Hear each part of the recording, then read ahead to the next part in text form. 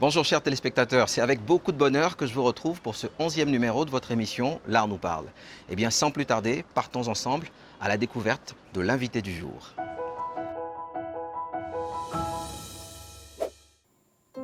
À la découverte de l'artiste peintre Axel Bamoin-Sanzé, jeune artiste pétri de talent faisant partie des jeunes artistes de demain, promu par la galerie Cécile Fakouri. C'est Sanzé Axel Angenor, à l'état civil. En tant qu'artiste, je suis connu sous le nom de Bamoin Sanzé. Je suis enseignant et artiste plasticien à la galerie Cécile Fakouri. Il faut dire qu'à la différence des autres, je n'ai pas de manière précoce découvert ce talent artistique-là. Je l'ai découvert tard, étant en classe de 3e, par l'intermédiaire de ma mère qui a vu ce talent-là. Et puis, je suis rentré après avoir obtenu un bac littéraire à l'INSAC. Et c'est de là maintenant que j'ai commencé à me plaire, me sentir à l'aise dans cette expression artistique, ou du moins dans l'expression artistique. De là maintenant que j'ai découvert la technique que je me présente maintenant et d'autres choses. La suie, c'est connu sous le nom simplement du fait de travailler avec la fumée. Tout objet qui, disons, dégage du feu. Voilà. Donc souvent j'utilise par exemple de la bougie, souvent j'utilise de la lampe, souvent aussi j'interviens avec du chalumeau. Mais la plupart du temps, je travaille la nuit parce que j'aime pas trop le bruit. J'aime me sentir à l'aise. De un, et de deux, j'aime beaucoup travailler de manière inclinée. Voilà. Et c'est de là qu'est venu ce que je fais actuellement. Le déclic, c'est le fait d'avoir participé au projet Space de la galerie Cécile Fakouri, qui est dans l'optique de vouloir bien évidemment mettre la lumière sur les plus jeunes. Je pense que c'est de là est parti ce déclic-là. Généralement, je parle de l'évanescence, de tout ce qui est en rapport avec la fragilité du temps, la fragilité du temps, la perte du temps par exemple. Et la plupart du temps, ce sont les personnages qui se veulent souvent mourants, évanescents, qui disparaissent progressivement.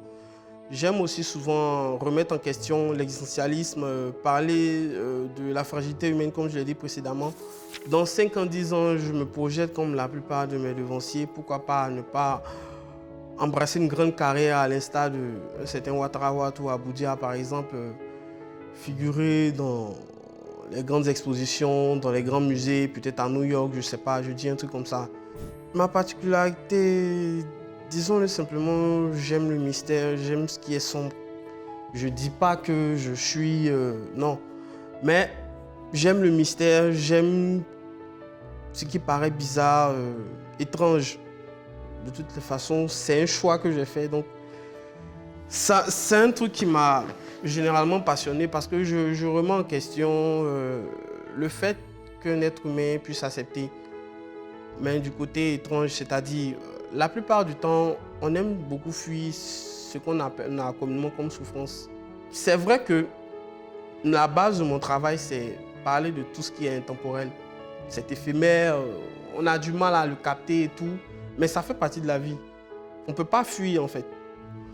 Le conseil que je peux donner à quiconque aimerait embrasser une carrière artistique, c'est d'aimer la chose passionnément en fait. Parce qu'il y a des moments où on a comme l'impression que tout le monde te tourne le dos, tu as compris, mais ça fait partie de la vie.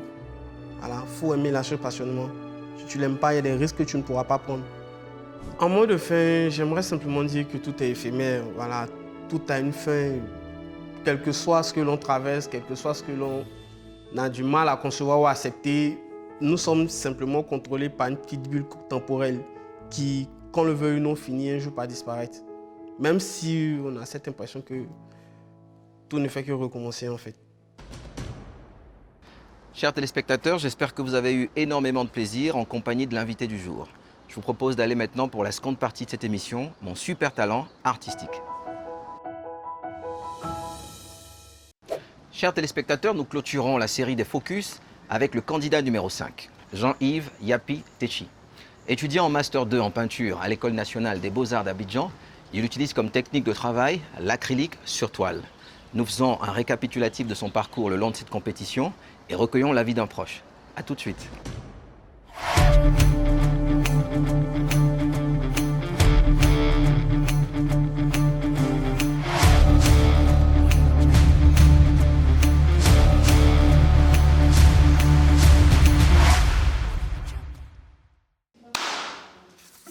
Déjà, j'ai été émerveillé parce que j'ai eu aussi la capacité et puis ça a été pour moi aussi un moment de voir aussi d'autres cultures de certaines personnes.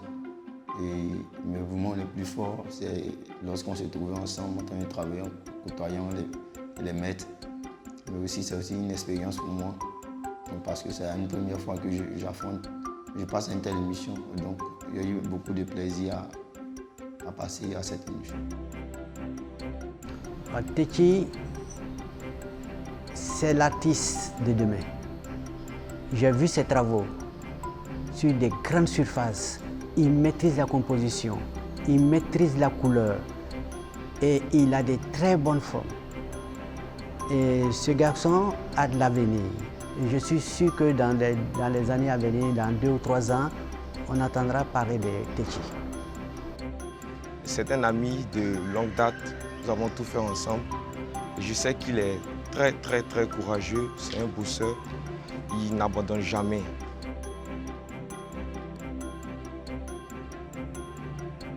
Jean-Yves Techi, il est sérieux. Et ce sérieux se sent dans son travail.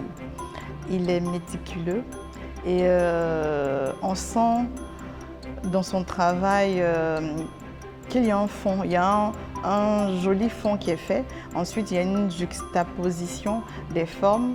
Vraiment, c'est impressionnant.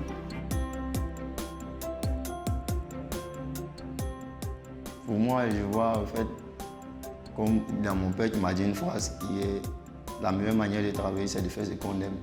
Et donc, comme moi j'aime là, j'aime ce que je fais. Donc, du coup, je n'ai pas besoin d'inspiration. Il me suffit juste de prier avant de travailler et puis c'est fini. Ce que je peux donner comme conseil à Jean-Yves, c'est de s'ouvrir un peu plus à nous, au monde, c'est de communiquer sur ses œuvres parce qu'il a du talent.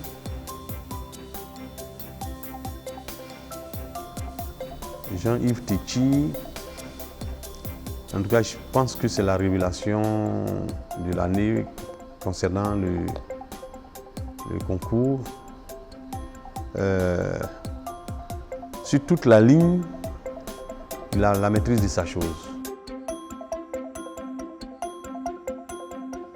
Coucou à la famille, coucou à tout le monde. Merci encore et merci encore pour le soutien. Bonsoir Techi. Bonsoir maître. Tu as bien compris le sujet? Oui. Bon, pour l'instant, tu as un très beau fond. Merci, maître. Il faudra pousser ta recherche vers le sujet. Pour l'instant, tu n'as pas de difficultés, mais il faudrait tenir compte de ce qu'on t'avait dit au départ. Ok maître.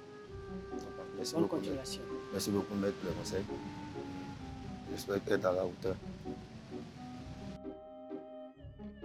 Bon, Jean-Yves Techi, lui, je pense que moi, dans ce que j'ai vu, c'est quand même quelqu'un qui est intéressant du point de vue pictural. Quand il fait ses traitements ombre-lumière, ses dessins sont nets. Il a le péché mignon, comme tous les autres, de voir le pays dans son sens aujourd'hui, dans ses cultures pérennes. Parce que quand il traite le côté de la culture pérenne, ou quand il travaille, c'est des citations directes, mais la peinture aussi, c'est une projection. Donc, je pense que ça manquait un peu de rêve. Il avait une bonne technique, il a eu un bon traitement de la lumière, il a les outils qu'il arrive à rendre, mais je pense qu'il aurait fallu un peu de rêverie pour qu'il soit impeccable. Mais bon, comme le parfait n'existe pas, bon, je pense que quand même il a ses chances et c'est quand même un travail qui est à suivre dans l'ensemble. Bonjour Techi. Bonjour maître. Ça va? Oui, Tu as bien appréhendé le sujet? Oui. Je vois que tu as commencé à faire ton fond. Oui. C'est un arc-en-ciel, hein? Au fait, comme l'Afrique est un univers de couleurs, c'est le continent où il y a plus de couleurs. Et donc c'est de ces couleurs-là que je me sers pour faire mon fond. Et puis aussi, c'est la terre de nos ancêtres. Et donc, utiliser des couleurs ternes pour rappeler que c'est de là tout a commencé. C'est la raison pour laquelle j'ai fait les couleurs en dessous. Je sais qu'il a profondément étudié, il a profondément fait des recherches et au final, que ce soit sur le rendu, que ce soit sur la composition, que ce soit la compréhension même des thèmes, il est au-dessus du lot. Donc je l'encourage à continuer sur ce chemin-là. Quand l'avancée est due, seul les dieux avancent. Techi, je compte sur toi, la famille aussi. Combien de sortes d'ombres y a-t-il en dessin? En dessin, il y a 3 types d'ombres. Il y a l'ombre portée, l'ombre propre, l'ombre auto-portée. Bon, les questions étaient à la hauteur parce qu'elles sont toujours dans le cadre artistique.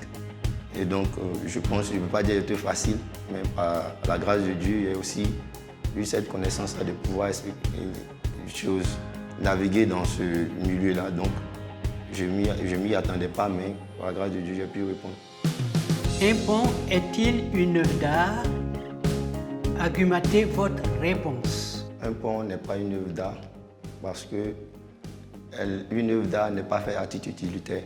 Or, le pont est fait à titre utilitaire pour que l'on puisse évacuer dessus. Donc, je pense que je peux affirmer que ce n'est pas une œuvre d'art. Un pont n'est pas une œuvre d'art. Je suis crispé parce que je fais face à des questions qui sont en détail et aussi à des maîtres. Et donc, bon, c'est tout d'abord normal. L'artiste ivoirien Frédéric Brully-Boisbré peignait avec la peinture acrylique ou avec des craies? L'artiste Frédéric Brully-Boisbré peignait avec des craies sur des petits formats, les formats A5. Bon, en tant que peintre, d'abord, mon modèle, il y a M. Conan Pascal, qui est un homme que j'apprécie bien. Il y a aussi M. Yanzi. Il y a plein d'artistes d'aujourd'hui qui sont aussi nos sources d'inspiration. Et presque tous mes maîtres de choses de l'école des Beaux-Arts. Mais aussi, demain, j'aimerais embrasser une carrière d'artiste afin de moi aussi avoir un nom aussi dans ce milieu, comme l'ont fait mes maîtres. Jean-Yves Yapi Techi sera-t-il le super talent de l'année 2021? Pour le savoir, rendez-vous à la finale qui se tiendra la semaine prochaine. D'ici là, portez-vous bien et à bientôt.